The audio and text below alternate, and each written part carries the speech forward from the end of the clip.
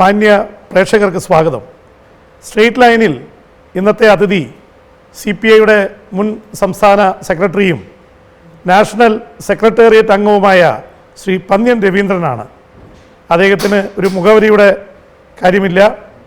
കേരള രാഷ്ട്രീയത്തിൽ നിറഞ്ഞു നിൽക്കുന്ന വ്യക്തിത്വം, രാഷ്ട്രീയത്തോടൊപ്പം ഫുട്ബോളിനെയും സിനിമയെയും ഒക്കെ ഇഷ്ടപ്പെടുന്ന കലാകാരൻ, സ്പോർട്സുകാരൻ, ജനകീയനായ നേതാവ്. ഒരുപക്ഷെ ഒരുപാട് വിശേഷണങ്ങൾ പന്ന്യൻ രവീന്ദ്രന് ചേരും. അദ്ദേഹം ഇവിടെ പഞ്ചായത്ത് മുനിസിപ്പൽ തെരഞ്ഞെടുപ്പിൻ്റെ പശ്ചാത്തലത്തിൽ ഒരുപക്ഷെ അല്പം രാഷ്ട്രീയം സംസാരിക്കുമെന്ന് പ്രതീക്ഷിക്കുന്നു. ശ്രീ പന്ന്യൻ രവീന്ദ്രന് സ്ട്രെയിറ്റ് ലൈനിലേക്ക് സ്വാഗതം. നമസ്തേ. അപ്പോൾ കേരളം പഞ്ചായത്ത് മുനിസിപ്പൽ തെരഞ്ഞെടുപ്പിൻ്റെ ചൂടിൽ ആണ്. കഴിഞ്ഞ തെരഞ്ഞെടുപ്പിൽ ഭൂരിപക്ഷം സീറ്റുകളിൽ ജയിച്ചത് പഞ്ചായത്തിലും മുനിസിപ്പാലിറ്റിയിലും UDF ആയിരുന്നു. പക്ഷെ അതിനു മുമ്പൊക്കെ എന്നും LDF ആണ് പഞ്ചായത്ത് തെരഞ്ഞെടുപ്പുകളിൽ വിജയിച്ചുകൊണ്ടിരുന്നത്. ഇത്തവണ BJPയുടെ പ്രസൻസ് ഉണ്ട്. BJP SNDP ആയിട്ട് കൂട്ടുകൂടുന്നു എന്നുള്ള ഇതുണ്ട്. എന്താണ് ഇപ്പോഴത്തെ അവസ്ഥ? ഈ പഞ്ചായത്ത് മുനിസിപ്പൽ തെരഞ്ഞെടുപ്പിൽ ആർക്കായിരിക്കും ജയം? നമുക്കേറെ പ്രതീക്ഷയുള്ള ഒരു തെരഞ്ഞെടുപ്പാണ് ഇത്. ആ പ്രതീക്ഷ വെറും സങ്കല്പമല്ല.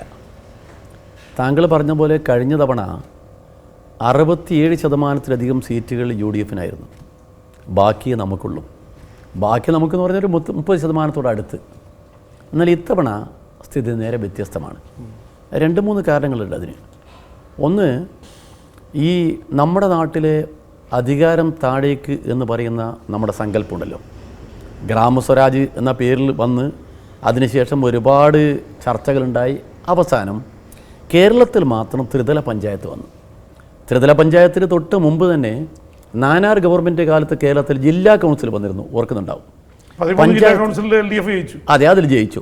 അന്ന് അതിനു മുമ്പ് കേരളത്തിൽ ഈ പഞ്ചായത്തുകളെന്ന് പറഞ്ഞാൽ ഇഷ്ടം പോലെ തീരുമാനിക്കുന്ന പഞ്ചായത്തുകളായിരുന്നു. UDFന് പഞ്ചായത്ത് തെരഞ്ഞെടുപ്പുകളൊന്നും വലിയ പ്രശ്നമായിരുന്നില്ല അന്ന്.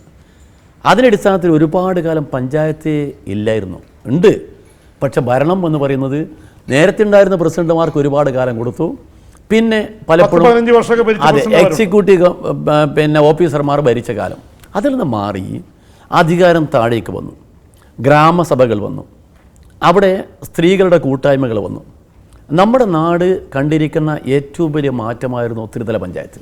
അതോടൊപ്പം ഒരു ഗുണം കൂടി ഉണ്ടായി, സ്ത്രീകൾക്ക് ഭരണത്തിൽ പങ്കാളിത്തം. അതെ, 50 കൂടുതലായി. 50% എന്ന് പറഞ്ഞാൽ ഇപ്പം അതെ തുല്യമാണ്. ഇപ്പോൾ 15 സീറ്റുള്ളൊരു പഞ്ചായത്താണെങ്കിൽ 8 സീറ്റ് സ്ത്രീകൾക്കാണ്, 7 സീറ്റേ പുരുഷന്മാർക്കുള്ളൂ. അപ്പം നാട്ടിലൊരു വലിയ മാറ്റമുണ്ടായി. അധികാരം താഴേക്ക് വരികയും താഴെയുള്ള പ്രശ്നങ്ങൾ പരിഹരിക്കുന്നതിന് വേണ്ടി പഞ്ചായത്ത് മെമ്പറെയോ അല്ലെങ്കിൽ മുനിസിപ്പൽ കൗൺസിലറെയോ കോർപ്പറേഷൻ കൗൺസിലറെയോ നേരിട്ട് സമീപിക്കാനുള്ള ഒരു ബന്ധം ഉണ്ടായി. ഇതൊരു വലിയ മാറ്റമാണ്. ആ മാറ്റം നമ്മുടെ നാട്ടിലെ ജനങ്ങൾ ശരിക്കും ഉൾക്കൊണ്ടതാണ്. ആ മാറ്റത്തിൻ്റെ ഉൾക്കാഴ്ച മാത്രമല്ല, അതിൻ്റെ പ്രകടനം കൂടിയായിരുന്നു നമ്മുടെ നാട്ടിൽ നടക്കുന്ന ഈ പ്രവർത്തനമെല്ലാം. ഇപ്പോൾ ഈ ഗവൺമെൻറ് ചെയ്തതെന്താ? അതാണ് ഞാൻ പറഞ്ഞു വരുന്നത്. ഇപ്പോഴത്തെ പാശ്ചാത്യം എന്ന് പറയുന്നത്, ഈ ഗവൺമെൻറ് പഞ്ചായത്ത് ത്രിതല പഞ്ചായത്തിനെ കൊണ്ടുപോയി 3 വകുപ്പാക്കി മാറ്റി. 3 വകുപ്പാക്കി മാറ്റപ്പോൾ ഈ വകുപ്പുകൾ ഏകീകരണമില്ല. ഫലത്തിനെന്താ? താഴെ കിട്ടേണ്ട പരിപാടികളൊന്നും നടക്കുന്നില്ല. ഇതാണ് വസ്തുത. അപ്പോൾ പഞ്ചായത്ത് ത്രിതല പഞ്ചായത്ത് എന്ന് പറയുന്നത് വെറും നോക്കുകുത്തിയാക്കി മാറ്റി. കേരളത്തിൽ കുടുംബശ്രീ എന്ന് പറയുന്നത് ജനശ്രീ കൊണ്ടുവന്ന് കുടുംബശ്രീ അട്ടിമറിക്കാൻ പോയി. ഇതെല്ലാം ജനങ്ങളെ മുമ്പിലുണ്ട്. അതുകൊണ്ടാണ് ഞങ്ങൾ പറയുന്നത്, ഇതൊക്കെ അനുഭവിച്ചറിഞ്ഞ ജനങ്ങൾ ഈ തെരഞ്ഞെടുപ്പിൽ ഇടതുപക്ഷ ജനാധിപത്യ മുന്നണിയെ വിജയിപ്പിക്കുന്നു പറഞ്ഞ പ്രധാനപ്പെട്ട കാര്യത. രണ്ടാമത്തെ കാര്യം, BJP ശക്തി പ്രാപിച്ചത് ഇപ്പോൾ അരുവിക്കരയിൽ താങ്കൾ പ്രവർത്തിച്ചാണ്. BJP കൂടുതൽ വോട്ട് പിടിച്ചപ്പോൾ തോറ്റത് ഇടതുപക്ഷമായിരുന്നു, LDF ആയിരുന്നു തോറ്റുപോയത്. അപ്പോൾ ഇത്തവണ BJPയുടെ ശക്തി കേരളത്തിൽ കൂടിക്കൊണ്ടിരിക്കുന്നു എന്ന് CPM-ഉം CPI-യും വിലയിരുത്തിയിട്ടുണ്ട്. SNDP പോലുള്ള പ്രസ്ഥാനങ്ങളൊക്കെ ആടി കുറച്ചുകൂടി BJP ആയിട്ട് ബന്ധം സ്ഥാപിക്കുന്നുവെന്നുള്ള വാദങ്ങളുമുണ്ട്. ഇതിൻ്റെയൊക്കെ പശ്ചാത്തലത്തിൽ ഇത് ദോഷം ചെയ്യില്ലേ? നോ, താങ്കൾ പറഞ്ഞൊരു പ്രധാനപ്പെട്ട കാര്യം പറഞ്ഞിരിക്കുന്നത്. അവർ പറഞ്ഞുകൊണ്ടിരിക്കുന്ന ഭാഗം കൂടി ഇതാ. അതെ, അരുവിക്കര ഒരു ചൂണ്ട് പലകയാണ്. എന്താ അരുവിക്കരയിൽ ഉണ്ടായത്? അരുവിക്കരയിൽ സത്യം പറഞ്ഞാൽ അവിടെ ഉണ്ടായത് ഒരു കുടില തന്ത്രമായിരുന്നു. ആ തന്ത്രം രാഷ്ട്രീയത്തിൽ ഒരിക്കലും പരീക്ഷിക്കാൻ കോൺഗ്രസ്സുകാർ മുതിരാൻ പാടില്ല. എന്തുകൊണ്ട്? കോൺഗ്രസ് എപ്പോഴും ഇന്ത്യയിൽ BJPക്കെതിരാണ്. അവർ ഒരുപാട് ഗീർവാണ പ്രസംഗം നടത്തുന്നത്.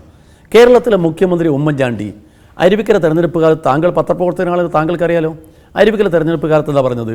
ഇവിടെ മത്സരിക്കുന്നത് UDF-ഉം BJP-യാണ്. എങ്ങനെയാണ് BJP പ്രധാനപ്പെട്ട കക്ഷിയാവുക? ഒരിക്കലും മനസ്സിലാവാത്ത കാര്യമില്ലേ? അതെന്തിനു വേണ്ടിയാണ് പറഞ്ഞത്? അതെന്തുകൊണ്ടാണ് പറഞ്ഞതെന്നറിയോ? ആ പറഞ്ഞതിൻ്റെ പിന്നിൽ ഒരു കുടിലതന്ത്രമുണ്ട്. അതാണ് ഞാൻ പറയുന്നത്. എന്താ കുടിലതന്ത്രം എന്ന് പറഞ്ഞാൽ, BJP രാജഗോപാലാണ് അദ്ദേഹം ജയിക്കാൻ വേണ്ടി പോകുന്ന മുഖ്യമന്ത്രിയാണ് പറയുന്നത്. അദ്ദേഹം ജയിക്കാതിരിക്കാൻ ന്യൂനപക്ഷങ്ങളെല്ലാം വോട്ട് ഇങ്ങോട്ട് ചെയ്തോ എന്ന് പറഞ്ഞാൽ ന്യൂനപക്ഷ ഏകീകരണം അദ്ദേഹത്തിന് മുദ്രാവാക്യമായിരുന്നു. അതെ. രണ്ടാമത്തെ കാര്യം എതിർപ്പുള്ളവർ അവർക്ക് വോട്ട് ചെയ്തോ. ഫലത്തിലെന്താ? ഇടതുപക്ഷം പോയാലും തിരക്കേടില്ല. ഇവിടെ നാത്തൂന്റെ കണ്ണീര് കാണണമെന്ന് പറഞ്ഞില്ലേ, ആ ഒരു സൂത്രമാണ് ഇവിടെ സ്വീകരിച്ചത്. അതെ, അതാണ് അദ്ദേഹത്തിന്റെ ഉദ്ദേശം. എന്താ പറഞ്ഞാൽ, കേരളത്തിൽ ഇടതുപക്ഷം പോയിക്കോട്ടെ, എനിക്ക് ഭരിക്കണം, എനിക്ക് ഭരണാധികാരത്തിൽ വരാൻ ഒരു തത്വങ്ങളും കാര്യമല്ല. ഇന്ത്യയിൽ കോൺഗ്രസ് BJPക്കെതിരാ, പക്ഷെ കേരളത്തിൽ എനിക്കെന്താ, എനിക്ക് അതിനാവശ്യമില്ല. നേരത്തെ കേരളത്തിൽ താങ്കൾക്ക് ഓർമ്മയുണ്ടല്ലോ, ഇത് പരിഹരിച്ചതാ. നേരത്തെ മാധവൻകുട്ടി എന്ന് പറയുന്ന ഒരാളെ കൊണ്ടുവന്ന് ഒരു സ്ഥാനാർത്ഥിയാക്കി നിർത്തി സ്വതന്ത്ര കുപ്പായം കൊടുത്ത് BJPക്ക് അക്കൗണ്ട് തുറക്കാൻ വേണ്ടി നേരത്തെ ഉണ്ടാക്കിയ KG മാരാർ പറഞ്ഞാണല്ലോ. അദ്ദേഹത്തെ പുസ്തകം താങ്കൾ വായിച്ചതാ. ആ പുസ്തകത്തിൽ ഒരുപക്ഷെ UDF പറയാലോ, അങ്ങാടിയിൽ തോറ്റേന് അമ്മേനെ നെഞ്ചെത്തിക്കെന്ന് പറഞ്ഞ പോലെ LDFന്റെ അന്തർചിത്രങ്ങളും പ്രശ്നങ്ങളും കാരണം പാർട്ടിക്ക്, പ്രത്യേകിച്ച് CPM പോലുള്ള പാർട്ടികൾക്ക് നേടുന്ന പ്രശ്നം കൊണ്ട് അതിൽ നിന്ന് ഇത് മോചനം നേടാൻ വേണ്ടിയാണ് UDFനെ കുറ്റപ്പെടുത്തുന്നതെന്നാണ് മുഖ്യമന്ത്രി അടക്കമുള്ളവർ പറയുന്നത്. അല്ല, അത് ആ ഭാഗത്തേക്ക് വരാം. നമ്മൾ മുന്നണിയിൽ അന്തർഛിദ്രമാണ്, നമ്മൾ തമ്മിൽ വലിയ പ്രശ്നങ്ങളാണ്, അതുകൊണ്ട് അവരെ CPM-നുള്ളിലും ഗ്രൂപ്പിസം തമ്മിലുള്ള പ്രശ്നങ്ങൾ അതൊക്കെ പഴയ കഥകളാണ്. എല്ലാം മാറിയോ? ഈ കഥകളാ പഴയത്. നിങ്ങളിപ്പോൾ കാണുന്നില്ലേ?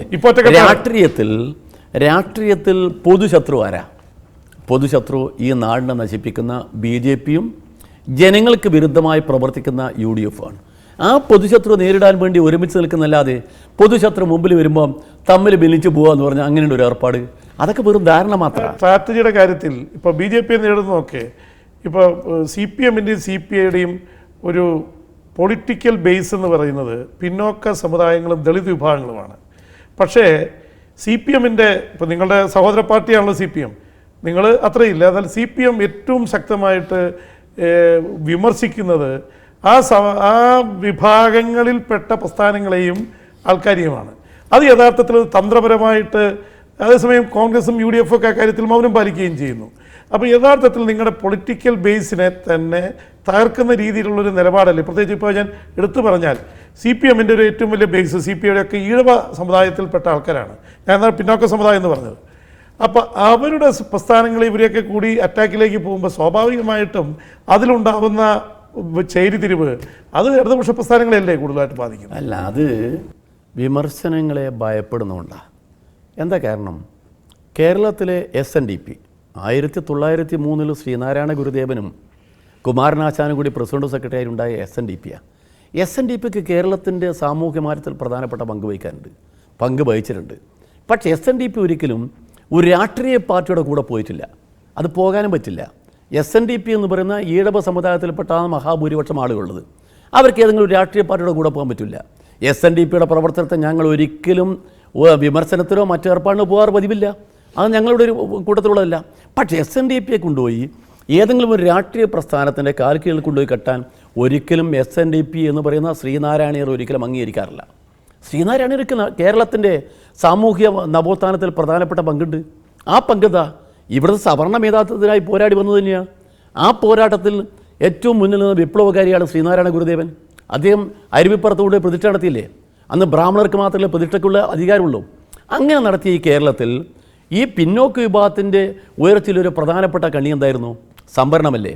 നമുക്കെല്ലാവർക്കും അറിയാവുന്ന കാര്യമല്ലേ? ഈ സംവരണം, ജാതി സംവരണം വേണ്ടെന്ന് പറയുന്നത് RSS-കാരൻ, ജാതി സംവരണം വേണ്ടെന്ന് പറയുന്ന RSS-കാരനും ജാതി സംവരണം വേണമെന്ന് പറയുന്ന SNDP-യിലെ സാധാരണ ജനങ്ങളും ഒരുമിച്ച് നിൽക്കാൻ കഴിയുമോ? ഒരുമിച്ച് നിൽക്കാൻ കഴിയില്ല.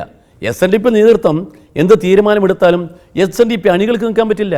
രാഷ്ട്രീയം വേറെ, സാമൂഹ്യ പ്രവർത്തനങ്ങളിൽ SNDP വഹിക്കുന്ന പങ്ക് വേറെ. രണ്ടായി കാണണം. നിങ്ങൾക്ക് ഓർമ്മയുണ്ടാവില്ലോ, R. ശങ്കർ കേരളത്തിലെ SNDP-യുടെ വലിയ നേതാവായിരുന്നല്ലോ. R. ശങ്കർ തോറ്റത് എവിടെയാ? നിങ്ങൾക്കറിയാം, കൊട്ടാരക്കര തോറ്റ്. ഓർമ്മയില്ലേ? കൊട്ടാരക്കര തോറ്റ്. അതുപോലെ കൊല്ലത്ത് തോറ്റ്, ചിറയൻകീഴ് തോറ്റ്. അവസാനം കണ്ണൂർ കൊണ്ടുവന്നിട്ട് കണ്ണൂർ ജയിച്ച് ഈഴവരുടെ പ്രാതിനിധ്യമുള്ളതല്ല, കണ്ണൂരിലെ UDF-ന് കുറച്ചുകൂടി ശക്തിയുള്ള സ്ഥലത്ത് ജയിച്ച്. അതിലുണ്ടായ കാര്യം, അപ്പോൾ SNDP എന്ന് പറയുന്ന പ്രസ്ഥാനത്തിൻ്റെ നേതൃനിരയിൽ നിന്ന ആളുകൾ ഏതെങ്കിലും രാഷ്ട്രീയ പ്രസ്ഥാനവുമായി ഒരുമിച്ച് പോയി എന്ന് പറഞ്ഞാൽ SNDPയിലെ സാധാരണക്കാർ അതിൻ്റെ കൂടെ പോവില്ല. അവർക്ക് രാഷ്ട്രീയമുണ്ട്. പക്ഷേ ഈഴവർ എന്ന് പറയുന്ന ജനവിഭാഗം, സംവരണത്തിൻ്റെ ഗുണം അനുഭവിച്ച ജനവിഭാഗം, അവർക്ക് ഇനിയും അത് അനിവാര്യമാണ്. അതുകൊണ്ട് അവരതിൻ്റെ കൂടെ നിൽക്കില്ല. ഞങ്ങൾ പറഞ്ഞതെന്താ? സംവരണം അനിവാര്യമാണ്, ഞങ്ങളതിൻ്റെ കൂടെ നിൽക്കുന്ന. അതിൻ്റെ കൂടെ ഞങ്ങളൊന്ന് പറഞ്ഞു, മുന്നോക്ക ജനവിഭാഗങ്ങളിലെ പിന്നോക്കക്കാർക്കും സംവരണം കൊടുക്കണം. സാമ്പത്തികമായി വളരെ കുറഞ്ഞ ആളുകൾ. കേരളത്തിലെ യാഥാർത്ഥ്യമായിരുന്നല്ലോ. കേരളത്തിൽ നമ്മുടെ നാട്ടിൽ ഈ കാർഷിക വിപ്ലവം നടന്നല്ലോ. കൃഷിഭൂമി കൃഷിക്കാരന്, നമ്മുടെ ഭൂപരിഷ്കരണ നിയമം അത് വന്നപ്പം എത്ര കുടുംബങ്ങൾ അനാഥമായി.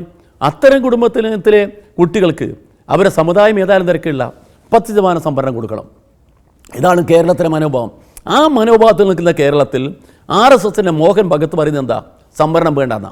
സംവരണം വേണമെന്ന് പറയുന്ന ഭഗത്തിൻ്റെ അഭിപ്രായത്തോട് എന്താ SNDP നേതാക്കന്മാർക്ക് പറയാനുള്ളത്? ആ അഭിപ്രായമുള്ള BJPയുമായി ഒരുമിച്ച് ചേർന്ന് പോകാൻ പറ്റുമോ? ഇപ്പോൾ പോലും BJPയുടെ അഖിലേന്ത്യാ നേതാവ് എന്ന് പറഞ്ഞാൽ ഇന്ത്യയുടെ പ്രധാനമന്ത്രി RSSൻ്റെ മുമ്പിൽ പോയി, ശാഖയിൽ പോയി, അവരുടെ കൂടെ പോയി ചമ്മറമടിഞ്ഞിരിക്കല്ലേ RSSൻ്റെ ആജ്ഞയിൽ നടപ്പിലാക്കുന്നത്? അതുപോലൊരു പ്രസ്ഥാനത്തിൻ്റെ കൂടെ എങ്ങനെ SNDPയുടെ കൂടെ നിൽക്കുന്ന ശ്രീനാരായണർക്ക് നിൽക്കാൻ കഴിയും? അതുകൊണ്ടാണ് കേരളത്തിലെ രാഷ്ട്രീയത്തിൽ ഇപ്പം മൂന്നാം മുന്നണി എന്ന് പറഞ്ഞൊരു വലിയ സങ്കല്പം. ആ സങ്കല്പത്തിൽ SNDP നേതാവ് അതിൻ്റെ നേതാവാണെന്ന് പറഞ്ഞ് കേരളത്തിൽ വന്ന് ഇതെന്താ വല്ലം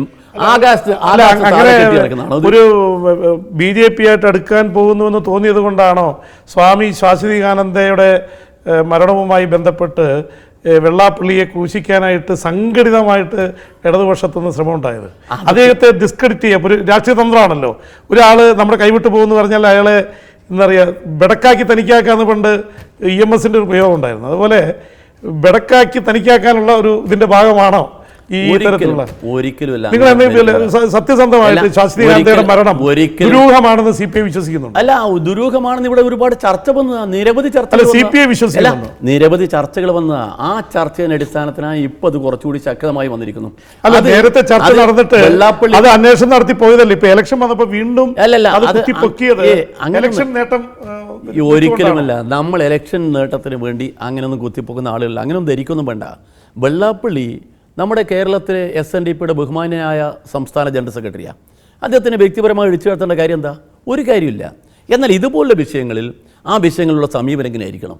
ആ സമീപനം പറയേണ്ടത്. ഞാൻ ചോദിക്കട്ടെ, ഇപ്പോൾ ശാശ്വതികാനന്ദ എൻ്റെ മനസ്സിൽ ഏറ്റവും കൂടുതൽ ബഹുമാനമുള്ള, ആദരവുള്ള, ഒരറിയപ്പെടുന്ന നല്ല ചിന്തകൻ മാത്രമല്ല, അദ്ദേഹം ഒരുപാട് കാര്യങ്ങൾ അഗാധമായ ജ്ഞാനമുള്ളൊരു മനുഷ്യനാണ് അദ്ദേഹം. ശ്രീനാരായണ ഗുരുവിനെ പറ്റിയും തത്വങ്ങളെക്കുറിച്ചും പറയാൻ അദ്ദേഹത്തെപ്പോലെ വാചാലമായി സംസാരിക്കാൻ മറ്റൊരാളില്ല. അദ്ദേഹത്തിനത് മരണം നമ്മളെല്ലാവരും ദുഃഖിപ്പിച്ചില്ലേ? നമ്മുടെ നാട്ടിലെല്ലാം ദുഃഖിപ്പിച്ചില്ലേ? ആ മരണത്തിന് ഉത്തരവാദികൾ ആരായാലും തിരക്കുള്ള, അതിൽ സംശയം കുടുംബത്തിനുണ്ട്. കുടുംബ സംശയം ഇപ്പോൾ പറയാം. ഉത്തരവാദികൾ ആരായാലും ആ ഉത്തരവാദിയെ വെളിക്കൊണ്ടുവരേണ്ട വലിയ കാര്യമല്ലേ? അത് അനിവാര്യമല്ലേ? അതിൽ എന്തിനാ നമ്മൾ സംശയിക്കേണ്ട കാര്യം? നമ്മൾ വരെയാന്ന് അന്വേഷിക്കട്ടെന്ന് പറഞ്ഞാൽ പോരെ? അന്വേഷിച്ച് കുറ്റവാളികൾ ശിക്ഷിക്കണം. അതിന് പകരം വെള്ളാപ്പള്ളി സാർ ഇപ്പോൾ പറഞ്ഞത് എന്താണെന്ന് അറിയാം? അന്വേഷിച്ച് ഇത് കൊലപാതകമാണെന്ന് തെളിഞ്ഞാൽ ഞാൻ തലമുണ്ടനം ചെയ്തു പോകും. എന്താ അങ്ങനെ ഒരു തർക്കത്തിന് കാരണം? കൊലപാതകമാണെന്ന് തെളിഞ്ഞാൽ കുറ്റവാളികൾ ശിക്ഷിച്ചോട്ടെ, തെളിഞ്ഞാൽ ശിക്ഷിച്ചോട്ടെ. അങ്ങനെ സമയമല്ല സ്വീകരിക്കുന്നത്. അല്ലെ, ഇടതുപക്ഷവും ഭരിച്ചിരുന്നല്ലോ ഇവിടെ ഉണ്ട്. അപ്പോൾ ആ സമയത്തൊന്നും ഇല്ലാത്ത, അന്നും ഇടതുപക്ഷത്തിൻ്റെ അന്വേഷണത്തിലൊന്നും കണ്ടെത്തിയില്ല. ക്രൈംബ്രാഞ്ച് റിപ്പോർട്ട് മുങ്ങിമരണമാണെന്ന് പറയുന്നു. അപ്പോൾ ഈ ഇലക്ഷൻ കാലത്ത് മാത്രം അത് കൊണ്ടുവരുമ്പോൾ ഇത് വെള്ളാപ്പള്ളിയെയും SNDP യോഗത്തെയും പ്രതിക്കൂട്ടിലാക്കാനുള്ള ഒരു നീക്കമായിട്ട് ഒരു വിഭാഗം ഒരിക്കലുമല്ല. വെള്ളാപ്പള്ളിയെപ്പോലെ കേരളത്തിൽ SNDP നയിക്കുന്നൊരു നേതാവിനെ ഒരിക്കലും ചീത്തയാക്കാൻ ആരും ഉദ്ദേശിക്കുന്ന എനിക്ക് തോന്നുന്നില്ല. അങ്ങനെ ഒരു വാക്ക് നമ്മളെ ഭാഗത്തൊന്നും നമ്മൾ ഉണ്ടായിക്കില്ല. അങ്ങനെ ചീത്തയാക്കുന്ന ഒരു വാക്കുണ്ടായില്ല. അത് ശരിയാണ്. വ്യക്തിപരമായി ഒരു കാര്യം, വ്യക്തിപരമായി അധിക്ഷേപവും വ്യക്തിപരമായി ആരെങ്കിലും തേജോധം ചെയ്യുന്ന ഏർപ്പാടും രാഷ്ട്രീയത്തിന് നല്ലതല്ല. രാഷ്ട്രീയത്തിൽ ഒരിക്കലും സ്വീകാര്യമല്ല. ഇത് വിഷയം വേറെയാണ്. ഇത് ശാശ്വതീകാനന്ദയെപ്പോലുള്ള ഒരാളെക്കുറിച്ച് ഇപ്പോൾ വന്നാൽ, ഇപ്പോൾ സുഭാഷ് ചന്ദ്രബോസിന് എത്ര കാലമായി ഏതെല്ലാം ഗവൺമെൻറ് വന്ന് ഇപ്പോൾ അത് ചർച്ച ചെയ്തുകൊണ്ട് വരികയില്ലേ? ഇത് കേസുകൾ എത്ര കാലങ്ങളിലാണ് ചർച്ച ചെയ്യപ്പെടണം. അങ്ങനെ ചർച്ച ചെയ്യപ്പെടുമ്പോൾ നമ്മൾ എടുക്കേണ്ട നിലപാടെന്തായിരുന്നു? ആ നിലപാടിൽ നമ്മൾ കാണിക്കണതാ, ആ ചർച്ച ചെയ്ത് പരിശോധിക്കട്ടെ. പരിശോധിച്ചിട്ട് കുറ്റവാളി ആരാണെന്ന് അന്വേഷിച്ച് തീരുമാനിച്ചോട്ടെ. കുറ്റവാളി അങ്ങനെയാണെങ്കിൽ കൊണ്ടുവരട്ടെ. ആ മരണം കൊലപാതകമാണോ അല്ലേ എന്നുള്ളത് അവരുടെ കുടുംബം പറയാന്ന്. ഞങ്ങൾ വിശ്വസിക്കാതിരിക്കില്ലല്ലോ. കുടുംബം പറയാ, ഞങ്ങൾ ഓപ്പണായിട്ട് ഒരു കാര്യമേ അറിയുന്നുള്ളൂ. ആ കാര്യത്തെക്കുറിച്ച് അന്വേഷിക്കട്ടെ. അന്വേഷിച്ച് നേരായ സത്യം എന്താണെന്ന് വെളിവെടുക്കട്ടെ. അതല്ലാതെ അതിനെക്കുറിച്ച് നമ്മളിപ്പോൾ ഒരു നിഗമനം പറയാൻ ഞാൻ എന്താ വല്ല ജഡ്ജിയാണോ? ഒരിക്കലും അല്ലല്ലോ. ജഡ്ജിയാണ് നിഗമനം, ജഡ്ജിക്കും പറയാൻ കഴിയില്ല. കാരണം തെളിവിന്റെ അടിസ്ഥാനത്തിൽ അല്ല, പാർട്ടി ആ കാര്യത്തിൽ ഇതുപോലെ നിലപാടിനെ സ്വീകരിച്ചത്. ഈ കാര്യത്തിൽ ശാശ്വതീകാനന്ദയെ പോലെ കേരളത്തിലെ നവോത്ഥാന പ്രസ്ഥാനത്തിൻ്റെ പ്രധാനപ്പെട്ട ഒരു ശക്തിയായിരുന്ന, ആ ശക്തിയും ചൈതന്യമായിരുന്ന ഒരാൾ, അദ്ദേഹത്തിൻ്റെ നിര്യാണം നമ്മളെല്ലാവരും ദുഃഖിപ്പിച്ച കാര്യമാണ്. ആ രാഷ്ട്രീയത്തിന് മാത്രം കാര്യമല്ല, നാട്ടിൻ്റെ പൊതു കാര്യമാണ്. അങ്ങനെ ദുഃഖിപ്പിച്ച ഒരു മരണത്തെക്കുറിച്ച് സംശയമുണ്ടെന്ന് കുടുംബങ്ങൾ പറയുമ്പോൾ അതിനെക്കുറിച്ച് അന്വേഷിക്കണമെന്ന സമീപനം ഞങ്ങൾ സ്വീകരിച്ചത്. അതിപ്പോഴും സ്വീകരിക്കുന്നത്. അതിനെക്കുറിച്ച് പിന്നെ അപ്പുറം ഇപ്പുറം തർക്കിച്ച് വാക്കുപുറവും ചില വാക്കുകൾ അപ്പുറം ഇപ്പുറം വന്നു പോകുന്നല്ലാതെ അതുമായി ഇത് കൂട്ടിക്കിണക്കണ കാര്യമില്ല. അത് മറ്റൊരു കാര്യമാണ്. തെരഞ്ഞെടുപ്പ് മുന്നിൽ കണ്ടുകൊണ്ട് വെള്ളാപ്പള്ളിയെ നമ്മൾ കൊണ്ടുപോയിട്ട് അയാളെ മോശമാക്കി കാണിച്ചുകൊണ്ട് കേരളത്തിൽ BJPയുമായി ചേരുന്ന ഒരു ചേർച്ചയെ ഇല്ലാതാക്കുന്ന അങ്ങനെയൊന്നുമില്ല. BJPയുമായി ചേരാൻ SNDPയുടെ അകത്തിരിക്കുന്ന സാധാരണ ജനങ്ങളില്ലേ, അവരാരും BJP കൂടി ചേരാൻ വേണ്ടി സമ്മതിക്കില്ല. എന്തുകൊണ്ടാണ്? അവരെ പഴയ കാലത്തെ പാരമ്പര്യം, അതാ ഒരു പാരമ്പര്യത്തിൻ്റെ ഭാഗമാണ്. BJPയുടെ കൂടെ പോകാൻ അവർ സമ്മതിക്കുമോ? സമ്മതിക്കില്ല. അത് നമുക്കറിയാം. ഇപ്പോൾ തന്നെ കാണാമല്ലോ. ഇപ്പോൾ രാഷ്ട്രീയ പാർട്ടി നാളെ മറ്റന്നാൾ എന്നൊക്കെ പറഞ്ഞ് രാഷ്ട്രീയ പാർട്ടിയുടെ ഭൂപടം വായിച്ച് മൂന്നാം മുന്നണി എന്ന് പറഞ്ഞിട്ട് ഇപ്പം ഒരുപാട് സംസാരിച്ച് വന്നിട്ട് എവിടെ പോയി മൂന്നാം മുന്നണി? ഇപ്പം ശൂന്യതയിലെ മൂന്നാം മുന്നണി. ആ ശൂന്യതയിൽ ഉണ്ടാകുമ്പോൾ BJP ഉദ്ദേശിക്കുന്നത് SNDPയെ ഇവിടെ തകർത്തി അതിൽ നിന്ന് കുറേ ആളുകളെ പിടിച്ചുകൊണ്ട് രക്ഷപ്പെടാനാണ്. BJPയുടെ കുടിലതന്ത്രത്തെ മനസ്സിലാക്കണം. അതിനുവേണ്ടിയാണ് അമിത്ഷാ ഇവിടെ വരുന്നത്. അമിത്ഷാ വന്നിട്ട് ഈ SNDP എന്ന് പറയുന്ന കേരളത്തിലെ ശ്രീനാരായണ ഗുരുദേവനെ പോലുള്ള നമ്മുടെ കുമാരനാശാനെ പോലുള്ള പ്രഗത്ഭമതികൾ, നവോത്ഥാന നായകന്മാരുണ്ടാക്കിയ പ്രസ്ഥാനത്തെ സവർണ ഫാസിസ്റ്റുകളുടെ കയ്യിലേക്ക് കൊണ്ടുപോകാൻ വേണ്ടി ശ്രമിക്കുമ്പം അതിനെ നേരിടാൻ ഇവിടെ സാധാരണ SNDPയുടെ ശ്രീനാരായണീയർ അവരാരും അതിൻ്റെ കൂടെ നിൽക്കില്ല. അവർ നേരിടുമെന്ന കാര്യത്തിൽ ഞങ്ങൾക്ക് തർക്കമില്ല. ഇപ്പോൾ താങ്കൾ പറഞ്ഞപ്പോൾ ശ്രീനാരായണ ഗുരുദേവൻ്റെയും കുമാരനാശാൻ്റെയും കാര്യം പറഞ്ഞു. ശ്രീനാരായണ ഗുരുദേവനെയും കുമാരനാശാനെയും സാമൂഹ്യ പരിഷ്കർത്താക്കളും നവോത്ഥാന നായകരുമായിട്ട് കരുതുന്ന ഒരു ജനവിഭാഗത്തിനിടയിൽ EMSനെ പോലുള്ള ആൾക്കാർ പറഞ്ഞ ഒരു രാജാവിൻ്റെ പട്ടും വളയും വാങ്ങാൻ നിന്നു എന്നാണ്. അപ്പോൾ അങ്ങനെയൊക്കെയുള്ള പ്രയോഗങ്ങൾ സ്വാഭാവികമായിട്ടും ഇടതുപക്ഷ പ്രസ്ഥാനങ്ങൾക്ക് ോടുള്ള ആദരവ് പിന്നോക്ക സമുദായങ്ങളിൽ കുറയ്ക്കാനല്ലേ കാരണമാവുള്ളൂ. അങ്ങനെയൊക്കെയുള്ള പ്രത്യേകിച്ച് ഗുരുദേവൻ്റെ കോൺട്രിബ്യൂഷൻ ഇടതുപക്ഷ പ്രസ്ഥാനങ്ങൾ നേരത്തെ സമ്മതിച്ചിരുന്നെങ്കിൽ ഇപ്പോൾ പലതും സമ്മതിക്കാത്ത EMSൻ്റെയൊക്കെ പുസ്തകങ്ങളിൽ പലയിടത്തും യഥാർത്ഥത്തിൽ ഇടതുപക്ഷം തന്നെ ഇവിടെ വളർന്നത് ശ്രീനാരായണൻ ഗുരു ഉഴുതിട്ട വളക്കൂറുള്ള മണ്ണിലാണ്. അത് ഇപ്പോൾ ബോധപൂർവം മറയ്ക്കുന്നതായിട്ട് ആക്ഷേപം ഉയരുന്നുണ്ട്. അത് യാഥാർത്ഥ്യമുണ്ടോ? അത് നിഷേധിക്കുന്നത് എന്ന് പറയുന്നതിനോട് ഒരു യോജിപ്പ് എനിക്കില്ല. അത് നിഷേധിക്കാൻ കഴിയുന്നതല്ല. ശ്രീനാരായണ ഗുരുദേവൻ ഈ കേരളത്തിലെ നവോത്ഥാന പ്രസ്ഥാനത്തിന് വഹിച്ച അദ്ദേഹത്തിൻ്റെ ത്യാഗോജ്ജലമായ പങ്ക്. ശ്രീനാരായണ ഗുരുദേവൻ വിപ്ലവകാരിയാണ്. ശ്രീനാരായണ ഗുരുദേവനെ കേരളീയർ അധികം മനസ്സിലാക്കിയാരെന്നറിയാം. മഹാത്മാഗാന്ധി മനസ്സിലാക്കി, രവീന്ദ്രനാഥ് ടാഗോർ മനസ്സിലാക്കി, രാജ്യം മുഴുവൻ ഉൾക്കൊണ്ടു ശ്രീനാരായണ ഗുരുദേവനെ. ശ്രീനാരായണ ഗുരു അന്ന് അദ്ദേഹം സഹിച്ചിരുന്ന ത്യാഗോജ്ജലം ഒറ്റയാൻ വിപ്ലവകാരിയെന്ന് അദ്ദേഹം. അന്ന് സംഘടനയൊന്നുമില്ലല്ലോ. ആ ഒറ്റയാൻ വിപ്ലവകാരിയായ ശ്രീനാരായണ ഗുരുദേവൻ്റെ സേവനത്തെ ആർക്ക് ഒഴിവാക്കാൻ കഴിയും? EMS എങ്ങനെയാണ് ക്രിറ്റിസിസം നടത്തിയെന്നുള്ളതിനെപ്പറ്റി അന്ന് ഒരുപാട് ചർച്ചയുണ്ടായത്. അതിനെക്കുറിച്ച് ഇപ്പോൾ പറയേണ്ട കാര്യമില്ല. ഇപ്പോഴും നമ്മൾ വളരെ ശക്തമായും പറയുന്നത്, ഇപ്പോഴല്ല എന്നും ഞങ്ങൾ പറയുന്നത്, ഞങ്ങളെന്നും പറയുന്നത് അത് തന്നെയാണ്. ശ്രീനാരായണ ഗുരുദേവൻ ഇവിടെ നവോത്ഥാന നായകൻ. അദ്ദേഹം ഇവിടെ താങ്കൾ പറഞ്ഞ പോലെ ഉഴുതു മറിച്ച ഈ കേരളത്തിലെ മണ്ണിൽ, ഈ മണ്ണിൽ സവർണ മേധാവിത്വത്തെ കേരളത്തിൽ ഇല്ലാതാക്കുന്നതിന് വേണ്ടി ശ്രീനാരായണ ഗുരുദേവൻ്റെ കാലത്തെന്താ ഇവിടെ നാട്ടുരാജ്യങ്ങളായിരുന്നു, നാട്ടുരാജാക്കന്മാരായിരുന്നു, ജന്മിത്വമായിരുന്നു. ജന്മിത്വത്തിന് കീഴിൽ ചതഞ്ഞരിയുന്ന പാവപ്പെട്ട മനുഷ്യർ, അതാ പിന്നോക്കക്കാർ. ആ പിന്നോക്കക്കാർക്ക് ഒരു തരത്തിലുള്ള നാക്കനക്കാൻ അവകാശമില്ലായിരുന്നു. ആ കാലത്താണ് ശ്രീനാരായണ ഗുരുദേവൻ പറഞ്ഞതെന്താ, ഇവിടെ സവർണ മേധാവിത്വത്തിനെതിരായി പോരാടി. ആ പോരാട്ടത്തിന് മുദ്രാവാക്യം നടപ്പിലാക്കിയതാരാ? ഞങ്ങൾ അഭിമാനത്തോടെ പറയുന്നു, ശ്രീനാരായണ ഗുരുവിൻ്റെ വാക്യങ്ങൾ അക്ഷരം നടപ്പിലാക്കിയ പ്രസ്ഥാനം കമ്മ്യൂണിസ്റ്റ് പ്രസ്ഥാനമാണ്, ഇടതുപക്ഷ പ്രസ്ഥാനമാണ്. അതിൻ്റെ ഭാഗമാണ് ഭൂപരിഷ്കരണം വന്നത്. അതിൻ്റെ ഭാഗമാണ് കൃഷിഭൂമി കൃഷിക്കാരെന്ന മുദ്രാവാക്യം വന്നത്. അതിൻ്റെ ഭാഗമാണ് പണിയെടുക്കുന്നവന് ആ മണ്ണിൽ അവകാശമുണ്ടായത്. അതിൻ്റെ ഭാഗമാണ് ശ്രീനാരായണ ഗുരുദേവൻ പറഞ്ഞ് വിദ്യ കൊണ്ട് സമ്പന്നരാവുക. ആ വിദ്യാഭ്യാസം കമ്മ്യൂണിസ്റ്റുകാർ 57 അധികാരത്തിൽ വന്നപ്പം അന്നത്തെ വിദ്യാഭ്യാസ മന്ത്രി ജോസഫ് മുണ്ടശ്ശേരി പറഞ്ഞു, കമ്മ്യൂണിസ്റ്റുകാർ ഉദ്ദേശിക്കുന്നത് എന്താ, ഇവിടെ പണമില്ലാത്ത കാരണം കൊണ്ട് ഒരു വിദ്യാർത്ഥിക്കും വിദ്യാഭ്യാസം നിഷേധിക്കാൻ പാടില്ല. ശ്രീനാരായണ ഗുരുദേവൻ്റെ കാലത്ത് ഡോക്ടർ പൽപ്പയെ പോലുള്ള ആളുകൾ, എന്തിന് നമ്മുടെ സി കേശവനെ പോലുള്ള ആളുകൾ, നമ്മുടെ മഹാരഥന്മാരായ ആളുകൾ, CB കുതിരാമനെ പോലുള്ള ആളുകൾ, അവരെല്ലാം ഇവിടെ കൊണ്ട് സ്കൂളുണ്ടാക്കി. അന്ന് സ്കൂളിൽ പിന്നോക്കക്കാർക്ക് പഠിക്കാൻ അവകാശമുണ്ടോ? അവകാശമില്ല. അവകാശമുള്ളപ്പം സ്വന്തമായ സ്കൂൾ ഉണ്ടാക്കേണ്ട കാലമുണ്ടായിരുന്നു അന്ന്. ആ കാലത്തിൽ നിന്ന് മാറി ഇന്ന് കേരളത്തിൽ എല്ലാ ജനവിഭാഗങ്ങൾക്കും, പിന്നോക്കക്കാർക്ക് അവർക്ക് SP ആവാം, കലക്ടർ ആവാം, അവിടെ അവർക്ക് ജഡ്ജിമാരാവാം, എല്ലാത്തിനും വരാം. സംവരണം കിട്ടി. ആ അനുവാദം ഉണ്ടാക്കിയത് ശ്രീനാരായണ ഗുരുവിന്റെ സന്ദേശം നടപ്പിലാക്കാൻ വേണ്ടി കമ്മ്യൂണിസ്റ്റ് പ്രസ്ഥാനം മുന്നോട്ട് വന്നതാണെന്ന് പറഞ്ഞാൽ ആർക്കും നിഷേധിക്കാൻ കഴിയുമോ? ഇല്ല. അതുകൊണ്ട് ഞങ്ങളും ശ്രീനാരായണ ഗുരുദേവനും തമ്മിലുള്ള ബന്ധം ഒരു പൊക്കിൾക്കൊടി ബന്ധമാണ്, ഒരു വൈകാരികമായ ബന്ധമാണ്. ആ ബന്ധം തകർക്കാൻ ആർക്കും കഴിയില്ല. അല്ല, ഇത്രയും ബന്ധമൊക്കെ ഉണ്ടോയെന്ന് തോന്നുകൊണ്ടാണോ അപ്പോൾ ആന്തൂരിൽ, കണ്ണൂരിൽ നിങ്ങളുടെ സ്ഥലമാണ്, അവിടെ ഇടതുപക്ഷത്തിൻ്റെ സ്ഥാനാർത്ഥികൾ എതിരില്ലാതെ 14 പേര് തിരഞ്ഞെടുക്കപ്പെട്ടിരിക്കുന്നു. അതിനെക്കുറിച്ച് കെ സുധാകരനെ പോലുള്ള ആൾക്കാർ പറയുന്നത് അവിടെ ആരെങ്കിലും എതിരായിട്ട് കൊടുത്താൽ അവരെ ഉപദ്രവിക്കും, അവരെ ഭീഷണിപ്പെടുത്തി കൊടുക്കാതെ നിർത്തിയിട്ടാണ് ഈ CPM-ൻ്റെയും CPI-യുടെയും ഇത്ര പേര് എതിരില്ലാതെ തിരഞ്ഞെടുക്കപ്പെട്ടത്. താങ്കൾ കണ്ണൂക്കാരാണ്, സത്യസന്ധമായിട്ട് പറഞ്ഞു. ഞാനത് കേട്ടപ്പോൾ ചിരിക്കുക. കാരണം സുധാകരൻ ഒരു 10-15 വർഷം മുമ്പ് ഇത് പറഞ്ഞാൽ ചിലപ്പോൾ ശരിയാന്ന് പറയാം. കാരണം ഇന്നത്തെ മനുഷ്യർ അങ്ങനെയാണോ PP? പക്ഷെ പാർട്ടി ഗ്രാമങ്ങൾ അല്ല, ഞാൻ ചോദിക്കട്ടെ, പാർട്ടി ഗ്രാമം തന്നെ ഗ്രാമങ്ങളുണ്ടെന്ന് വെച്ചോ, ആ ഗ്രാമങ്ങളിലെ മഹാഭൂരിപക്ഷം ഇടതുപക്ഷമാണ്, പ്രത്യേകിച്ച് CPM-ഉം CPI-യും ആണ് അവിടെയുള്ള ആന്തൂരിൽ. അതൊക്കെ ശരിയാ. ആ അത്ര ഭൂരിപക്ഷമുള്ളതുകൊണ്ടാണ് തളിപ്പറമ്പ് മുനിസിപ്പാലിറ്റി രക്ഷപ്പെടുത്താൻ വേണ്ടി അവരെന്ത് ചെയ്ത് ഇടതുപക്ഷത്തെ കൊണ്ടൊരു ഭാഗത്താക്കി ഭൂരിപക്ഷമുള്ള സ്ഥലങ്ങൾ. അതൊക്കെ സത്യം പറയാ. വെട്ടിമുറിച്ച് പലയിടത്തും അതെ പുതിയൊരു മുനിസിപ്പാലിറ്റി ഉണ്ടാക്കിയ ഈ മുനിസിപ്പാലിറ്റി ഞാൻ ചോദിക്കട്ടെ, എപ്പോഴാണ് നോമിനേഷൻ കൊടുക്കാൻ ആരംഭിച്ചത്? എപ്പോഴാണ് ഈ പറയുന്ന ആളെ നോമിനേഷൻ കൊടുക്കേണ്ടത്? ഒരാഴ്ചയിലധികം കാലമില്ലേ നോമിനേഷൻ കൊടുക്കാൻ? കാവൽ നിൽക്കുകയാണ്. ഒരു കാര്യമല്ലേ, എന്തായാലും മൊബൈൽ ഫോൺ നിരോധിച്ചില്ലല്ലോ. അവിടെയൊക്കെ മൊബൈൽ ഫോൺ നിരോധിച്ചില്ല. ഒരു വാട്സപ്പിൽ ഒരു വാർത്ത കൊടുക്കാലോ, ഒന്നും വേണ്ട.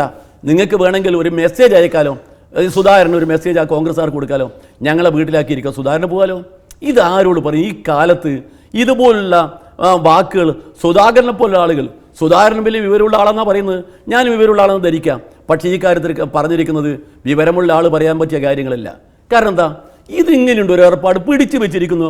ഈ കേരളം പോലുള്ള സംസ്ഥാനത്ത് ഒരു വീട്ടിൽ 2 ദിവസം തടങ്കലിലാണ്. കോൺഗ്രസ് എന്നിട്ട് 2 ദിവസം ഉണ്ടാതിരുന്ന് സുധാകരൻ അറിഞ്ഞിട്ടില്ല, കോൺഗ്രസ് കമ്മിറ്റി അറിഞ്ഞില്ല എന്നൊക്കെ പറഞ്ഞാൽ എന്തൊരു പരിഹാസ്യമായ കാര്യമാണ്. അതിനൊന്നും പറഞ്ഞിട്ട് കാര്യമില്ല. അവിടെ ഒരു കാര്യം ഉറപ്പാണ്, ചിലപ്പം എന്താണ് അവിടെ എന്ന് എനിക്കറിയില്ല, മഹാഭൂരിപക്ഷവും ഇടതുപക്ഷക്കാരില്ല. അവർ ചിലപ്പോൾ കൊടുക്കണമെന്ന് ധരിച്ചിട്ടുണ്ടാവും. അതിന് മറ്റുള്ള കൂട്ടർ അങ്ങാടിയിൽ തോറ്റുന്നതിന് അമ്മയോട് എന്ന് പറഞ്ഞ പോലെ അതിന് ഇടതുപക്ഷക്കാർ മുഴുവൻ ഉത്തരവാദിയാൽ ബലം കൊണ്ട് പിടിച്ചെടുത്തു എന്നൊക്കെ പറഞ്ഞാൽ എന്ത് വെള്ളരിക്കപ്പെട്ടതാണോ? അങ്ങനെയാണോ? വെള്ളരിക്കപ്പെട്ടതാണോ? ഇതൊക്കെ പറയുന്നത് വെറുതെ മോശമാണ്, അപഹാസ്യമാണ്. തെരഞ്ഞെടുപ്പിൽ നേർക്കുനേരെ മത്സരിക്കണം, പറ്റില്ല. ആ നേർക്കുനേരെ മത്സരിക്കുകയാണ് അനിവാര്യം. ഇപ്പം നമ്മുടെ രാവണനെ ശ്രീരാമൻ അന്ന് കൊന്നതിനെക്കുറിച്ച് ഇപ്പോൾ വന്നിരിക്കുന്ന ഒരു പുതിയ കഥയുണ്ട്. അത് നിങ്ങൾക്കറിയോ? കൊന്നിരിക്കുന്നത് രാവണന്റെ ഭാര്യ മണ്ഡോദരിയുടെ പതക്കം കൈവശം വെച്ചിട്ട് ഹനുമാൻ ചെയ്തൊരു വേലയാണ്. ഇദ്ദേഹത്തിന് മനസ്സ് പതറിയപ്പം ഇദ്ദേഹത്തെ കൊന്നുവെന്നാ. അതുപോലുള്ള കാര്യങ്ങൾ ഇപ്പൊ നമ്മൾ നടത്താൻ വേണ്ടി പോയാൽ നല്ല കാര്യമാണോ? അല്ല, അതൊക്കെ നിങ്ങളുടെ ഇപ്പോൾ രാവണൻകോട്ട പോലെയാണെന്നാണ്. രാവണൻകോട്ടയിലേക്ക് ആർക്കും കടക്കാൻ പറ്റത്തില്ല എന്നൊന്നും ഞാൻ പറഞ്ഞില്ല, ഞാനതിനൊരു എക്സാമ്പിൾ പറഞ്ഞതാ. അതുപോലെ ഇപ്പൊ പറയുന്നത് ഇടതുപക്ഷത്തിന്റെ രാവണൻകോട്ടയാണ് ആന്തൂർ എന്നാണ്. അല്ല, ഇടതുപക്ഷത്തിന് ശക്തിയുള്ള സ്ഥലമാണ്. അവിടുത്തെ ജനങ്ങൾ സാധാരണ ജനങ്ങളാ. സാധാരണ ജനങ്ങൾക്ക് അവിടുത്തെ ജീവിതത്തെക്കുറിച്ച് പൊതുവിൽ അറിയാം. അവർ കാർഷിക മേഖലയായിട്ട് ബന്ധപ്പെടുന്ന, പക്ഷേ മത്സരിച്ച സമയത്തെ എതിരായിട്ട് വോട്ടുകൾ വീണിട്ടുണ്ട്. അല്ല, എതിരായിട്ട് വോട്ട് വീഴുന്നേ നമുക്കറിയില്ല. ഈ പറയുന്ന കോട്ടകൾ എന്ന് പറയുന്ന സ്ഥലത്തുള്ള വോട്ട് വീഴില്ലേ? മനുഷ്യന് സ്വതന്ത്രമായി ചിന്തിക്കാൻ അവകാശമില്ലേ? രഹസ്യ ബാലറ്റല്ലേ? അവർ വോട്ട് ചെയ്യില്ലേ? ആ വോട്ട് ചെയ്യുന്ന കാര്യം ഉറപ്പല്ലേ? വോട്ട് ചെയ്യുന്ന ആളുകളെ കൊണ്ട് നോമിനേഷൻ കൊടുപ്പിക്കേണ്ട ഉത്തരവാദിത്തം ആർക്കാം? സുധാകരനെ പോലുള്ള ആളുകൾക്കാണ്. അവിടുത്തെ DCC പ്രസിഡന്റാണ്. അവിടുത്തെ നേതാക്കന്മാർ ഒരുപാട് നാക്കിൽ മാത്രം പറഞ്ഞാൽ പോരാ, വാക്ക് മാത്രമല്ല പ്രവൃത്തി വേണം. ആ പ്രവൃത്തി ഇല്ലാതെ ഇപ്പം പരിഹാസ്യമായി തോറ്റു പോയപ്പം പണ്ടൊരാൾ പറഞ്ഞിരുന്നു, ഗുസ്തിയിൽ തോറ്റുപോയപ്പം ഞാൻ രാവിലെ കൊളുത്ത കുടിച്ചിട്ടില്ല അതുകൊണ്ടാണ് തോറ്റുപോയെന്ന്. അതുപോലെ വാക്ക് പറയുന്നതിൽ വല്ല അർത്ഥമില്ല, ഒരർത്ഥമില്ല. തോറ്റെന്ന് സമ്മതിക്കണം. കാരണം ഇതൊക്കെ നിയമപരമായി ഇത് എന്തായാലും നിങ്ങൾക്ക് ഉത്തരേന്ത്യൻ സംസ്ഥാനങ്ങളിലെ പോലുള്ള കേരളം പഴയ കാലത്ത് ഒരുപാട് നിങ്ങൾ വിമർശിച്ചാലും ഇപ്പോഴങ്ങനെയാണെന്ന് നിങ്ങൾക്ക് പറയാൻ കഴിയുമോ? ഒരിക്കലും പറയാൻ പറ്റില്ല. മാത്രമല്ല, ഗവൺമെൻറ് കയ്യിലുണ്ട്, സകല അധികാരമുണ്ട്, എന്നിട്ടും അവിടെ വീട്ടു തടങ്ങില്ലാന്ന് ഈ 14 വാർഡിലെ സ്ഥാനാർത്ഥികൾ എന്ന് പറഞ്ഞാൽ എന്തൊരു മോശമാണ്. അത് പറയുന്നതിനെക്കുറിച്ച് വിവരക്കേടെന്ന് ഞാൻ പറയില്ല.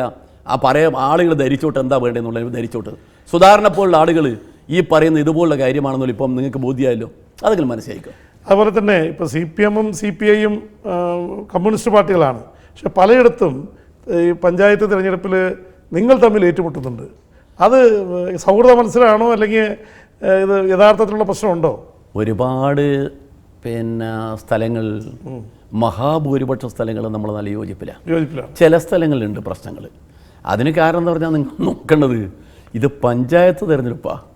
പഞ്ചായത്ത് തിരഞ്ഞെടുപ്പ് ഒരു പ്രദേശത്ത് സ്ഥാനാർത്ഥികൾ എത്രയാണ്? അപ്പോൾ ചിലപ്പോൾ മോഹഭംഗങ്ങളും ഒക്കെ ഉണ്ടാവും. അതിൻ്റെയൊക്കെ കേസുകൾ പലപ്പോഴും ഉണ്ടെന്ന് മിക്കവാറും നമ്മൾ പറഞ്ഞു തീർക്കാൻ നോക്കുന്നുണ്ട്. എന്തായാലും പാർട്ടി എന്ന രീതിയിൽ ഞങ്ങളും പാർട്ടി എന്ന രീതിയിൽ CPM-ഉം ആ കാര്യത്തിൽ പരിശ്രമിക്കുന്നുണ്ട്. എത്രത്തോളമാവും പിന്നെ ചില സ്ഥലങ്ങളിൽ വാശിയുമൊക്കെ വന്നാൽ പരസ്പരം വാശി ഉണ്ടായിരുന്നു വരും. പക്ഷേ പൊതുവായ കാര്യങ്ങളിൽ മഹാഭൂരിപക്ഷ സ്ഥലങ്ങളിലും CPI CPM നല്ല യോജിപ്പിലാണ്. കേരളത്തിലെ എല്ലാ ജില്ലാ പഞ്ചായത്തിലും യോജിപ്പാണ്, മുനിസിപ്പാലിറ്റികളിൽ യോജിപ്പാണ്, ബ്ലോക്ക് പഞ്ചായത്തുകളിൽ യോജിപ്പാണ്. മിക്കവാറും ഉള്ള പ്രശ്നങ്ങളുള്ളത് ചില സ്ഥലങ്ങളിൽ ഈ ഗ്രാമപഞ്ചായത്തുകളിലാണ്. അത് പരമാവധി 2 ദിവസം കൊണ്ട് തീർക്കാൻ കഴിയുമെന്ന് എനിക്ക് തോന്നുന്നത്. അതുപോലെ തന്നെ UDF-ൽ മലപ്പുറത്ത് മുസ്ലിം ലീഗും കോൺഗ്രസുമായിട്ട് ഒരുപാട് തർക്കങ്ങളുണ്ട്. അവിടെ ചില സ്ഥലങ്ങളിൽ മുസ്ലിം ലീഗ് CPM-ആയിട്ട് ഇടതുപക്ഷ പ്രസ്ഥാനങ്ങളുമായിട്ട് ചേർന്ന് ഇത് ചെയ്യുന്നു പറയുന്നു.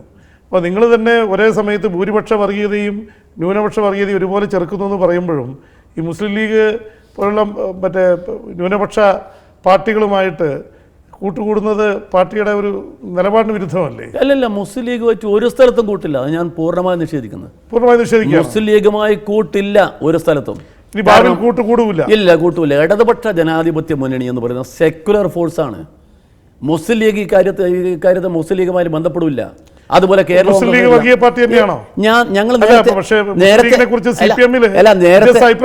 നേരത്തെ ഞാൻ ഇതേ സ്ഥലത്ത് വെച്ച് പറഞ്ഞതാണ്. മുമ്പ് ഞാൻ പറയുമ്പോൾ പറഞ്ഞതാ. എന്താണ് മാണിയും വേണ്ട കോണിയും വേണ്ട എന്ന് പറഞ്ഞാൽ വെറുതെ പറഞ്ഞതല്ല. രണ്ട് ഞങ്ങളൊരു തീരുമാനമാണ്. ഇത് മതനിരപേക്ഷ കാസർഗോഡ് മാണി ഗ്രൂപ്പുമായിട്ട് ചേർന്നുകൊണ്ട് മാണി ഗ്രൂപ്പിൽ നിന്ന് വിട്ട് വന്നിട്ട് ആളുകൾ ഉണ്ടാവും. ഇതിലൊക്കെ വിട്ട് വന്ന ആളുകൾ ഉണ്ടാവും. അത് കൂട്ടരുത്. നമ്മൾ ഏതെങ്കിലും സ്ഥലത്ത് ഇടതുപക്ഷ ജനാധിപത്യ മുന്നണി കോണിക്കോ, ഈ കോണിയല്ലേ ഒന്ന്, കോണിയാണല്ലോ ഇവരത് ലീഗിൻ്റെത്, രണ്ടിലെയും ഈ ചിഹ്നവുമായി മത്സരിക്കുന്ന ആരെങ്കിലും ഒരാളെ സഹായിക്കുന്നുണ്ടെന്ന് നിങ്ങൾ പറയോ? അതില്ല, അങ്ങനെ സഹായിക്കാൻ പറ്റില്ല. ഞങ്ങളുടെ തീരുമാനം ഈ 2 പാർട്ടികളുമായി ഒരു ബന്ധവുമില്ല. ഞങ്ങൾ ഇടതുപക്ഷ മുന്നണിയിൽ 6 പാർട്ടികളുണ്ട്. അതിന് പുറമെ മുന്നണിയായി സഹകരിക്കുന്ന പാർട്ടികളുണ്ട്. ആ പാർട്ടികളായിട്ട് പ്രാദേശികമായ ചില സീറ്റ് ധാരണകളുണ്ട് എന്നല്ലാതെ ഇടതുപക്ഷ ജനാധിപത്യ മുന്നണി ലീഗുമായോ കേരള കോൺഗ്രസുമായോ UDF-ൽ ഏതെങ്കിലും ഘടകകക്ഷികളുമായിട്ടും ഒരു ബന്ധവുമില്ല എന്ന കാര്യം ഒരു തർക്കമില്ല. ഞാൻ വളരെ അസന്നിഗ്ധമായി പറയാൻ ആഗ്രഹിക്കുക. ചില സ്ഥലങ്ങളിൽ RSP-കാരുമായിട്ട് ബന്ധം ഉണ്ടായിട്ടുണ്ട്. RSP പറയാ, RSP ഈ കൂട്ടത്തിൽ പെടുത്തുണ്ടല്ലേ? RSP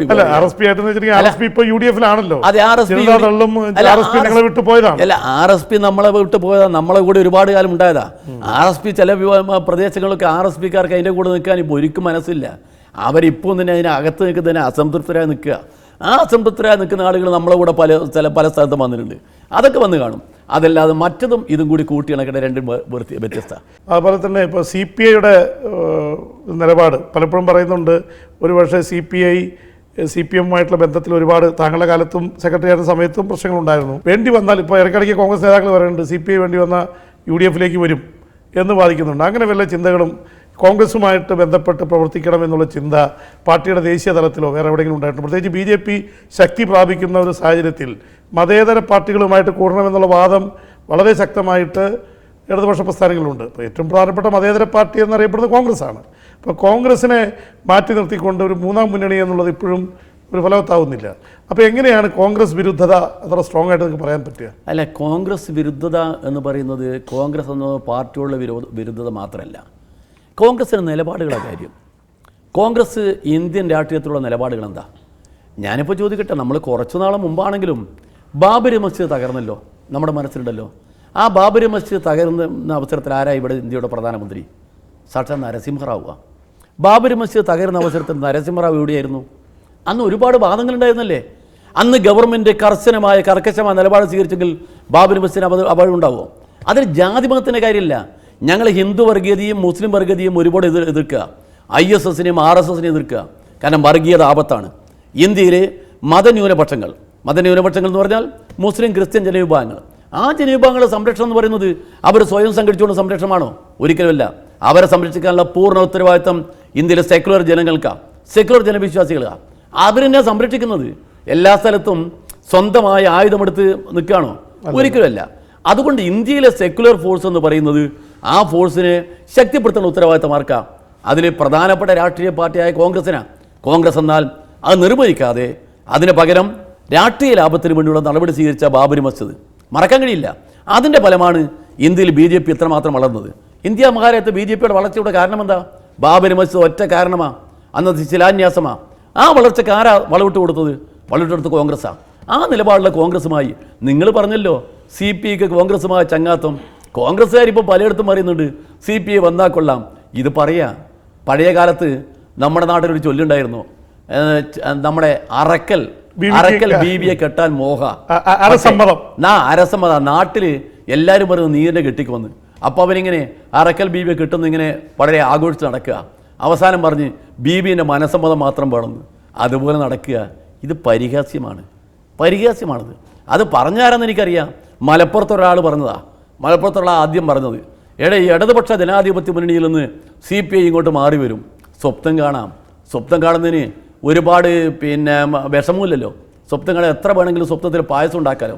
അത് ഈ കാര്യവുമായൊരു ബന്ധമില്ല. ഞാനിപ്പോൾ ഉദാഹരണം പറയാം. ഇപ്പം ബീഹാർ തെരഞ്ഞെടുപ്പാണല്ലോ. ബീഹാറിൽ അവിടെ കോൺഗ്രസ് ചേർന്നൊരു മുന്നണി ഉണ്ടല്ലോ. ആ മുന്നണിയുമായി ചേരാൻ നമ്മൾ കൂട്ടാക്കിയില്ലല്ലോ. എന്താ കൂട്ടാക്കുന്നത്? ഇത് തന്നെ കാര്യം. കോൺഗ്രസ് സ്വന്തം നിലപാട്, സെക്യുലർ ഇന്ത്യ എന്ന നിലപാട് വെള്ളം ചേർക്കാൻ ശ്രമിച്ചു. അത് കോൺഗ്രസ് നിഷേധിക്കാൻ കഴിയില്ല. ആ വെള്ളം ചേർക്കാൻ ശ്രമിച്ചതിൻ്റെ ഭാഗമാണ് ഇപ്പോൾ അനുഭവിക്കുന്നത്. BJP അത് കുറച്ചുകൂടി ശക്തമായി ഇപ്പോൾ നടപ്പിലാക്കുക. രാജ്യത്ത് വർഗീയ വിഷം കുത്തിവെച്ചുകൊണ്ട് രാജ്യത്തെ മനുഷ്യൻ എന്ത് ഭക്ഷണം കഴിക്കണം തീരുമാനിക്കുക. ഒരു വീട്ടിൽ ബീഫ് വെച്ച് എന്ന് പറഞ്ഞിട്ടാ ഒരു മനുഷ്യനെ കൊണ്ടുപോയി അടിച്ചു കൊന്നത്. എവിടെയാ? ഇന്ത്യ മഹാരാജ്യത്ത്, സെക്യുലർ ഇന്ത്യയിൽ. നമ്മുടെ ഭരണഘടന ഇവിടെ പറയുന്നുണ്ടല്ലോ കൃത്യമായിട്ട്. കോടതി തന്നെ പറഞ്ഞോ മനുഷ്യൻ എന്ത് കഴിക്കണമെന്ന് അധികാരമുണ്ടെന്ന്. എന്നിട്ട് ഭരണഘടനയും കോടതികളെയും എല്ലാം വെല്ലുവിളിച്ചുകൊണ്ട് ഇവിടെ അക്രമം ആയുധം കയ്യിലെടുത്തുകൊണ്ട് മനുഷ്യനെ അടിച്ചു കൊല്ലുന്ന ഒരു സ്ഥിതി ഉണ്ടായാൽ എല്ലാം നോക്കിയിരിക്കാനാണോ? ആ പാർട്ടികളുമായി ഇവിടെ SNDPയുടെ പേരിലുള്ള ആളുകൾ കൂട്ടുകൂടുമെന്ന് പറഞ്ഞാൽ ജനങ്ങൾക്കറിയില്ലേ? ജനങ്ങളെല്ലാം അറിയുന്ന ആളുകളാണ്. സംഭരണം വേണ്ടെന്ന് പറയുന്നവർ, മാംസം കഴിക്കാൻ പാടില്ലെന്ന് പറയുന്നവർ, അവരുമായി കൂട്ടുകൂടെന്ന് പറഞ്ഞിട്ട് കേരളത്തിലെ ജനങ്ങളെ മുമ്പിൽ ഒരു മുന്നണി ഉണ്ടാക്കി അതാണ് മൂന്നാം മുന്നണി എന്ന് പറഞ്ഞ് വന്നാൽ ജനങ്ങൾ സ്വീകരിക്കുന്നത് ദേവിത ധരിച്ചു പോരുതെന്ന് അത്തരം ആളോട് എനിക്ക് പറയാമല്ലോ. ഞാൻ ആരോടും മോശമായ പദം ഉപയോഗിക്കുന്ന ആളല്ല. ഞാൻ മോശ പദം പറയാൻ വേണ്ടി ഞാൻ ഒരുക്കുമല്ല. അതുകൊണ്ട് നന്നായി ഞാൻ പറയുന്നത്, നമ്മളൊക്കെ ഏറെ ബഹുമാനത്തിൽ, ഞങ്ങളൊക്കെ വളരെ മനസ്സിൽ, എൻ്റെ ചെറുപ്പകാലം മുതൽ മനസ്സിൽ കൊണ്ടുകിടക്കുന്ന ശ്രീനാരായണ ഗുരു ഒരിക്കലും മറക്കാൻ കഴിയില്ല.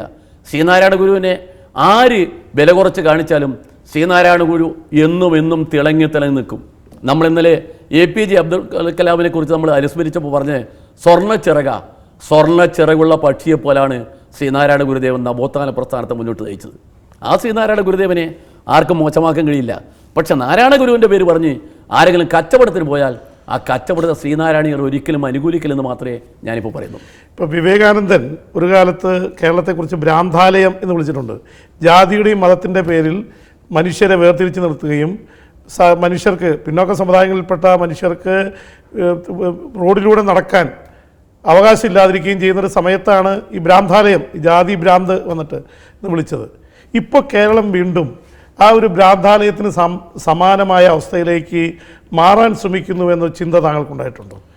ഈ ഒരു സെക്യുലർ ആയിട്ടുള്ള മനസ്സിൽ നിന്ന് ഒരു മതേതര സങ്കല്പം ഏറ്റവും ശക്തമായിട്ട് വേരൂടിയ മണ്ണാണ് കേരളം.